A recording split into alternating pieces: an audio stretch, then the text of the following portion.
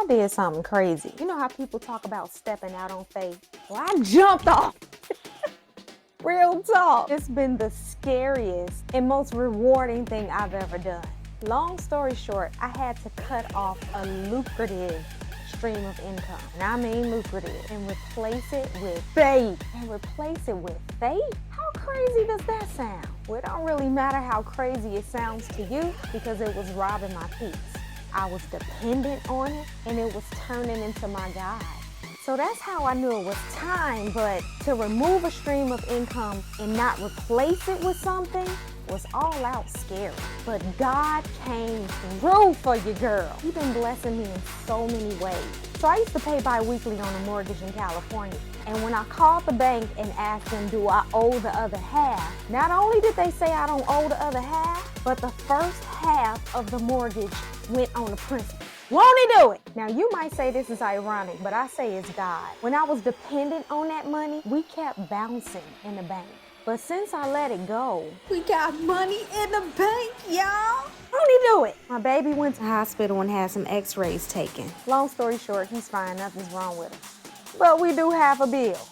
For some reason, the hospital paid most of the bill and only charged us $123. Won't he do it? It's been so many blessings, I can't even think of them all, but the last one is gas. Gas prices, y'all. This tip might be a blessing for somebody else, but listen up. I just found my car takes E85 gas.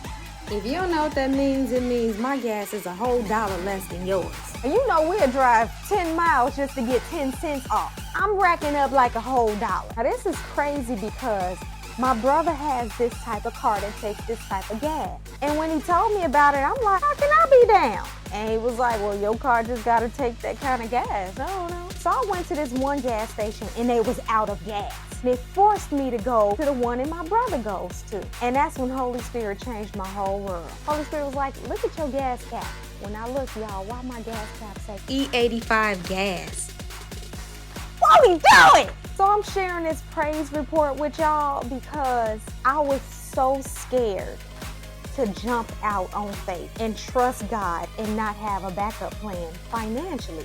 But God has been waiting on me. This type of stuff has been underneath my nose the entire time. I just believe it was a spiritual test that I had to pass in order for him to reveal it to me. Are there some things that you're missing out on? What's happening in my life right now is nothing short of a miracle.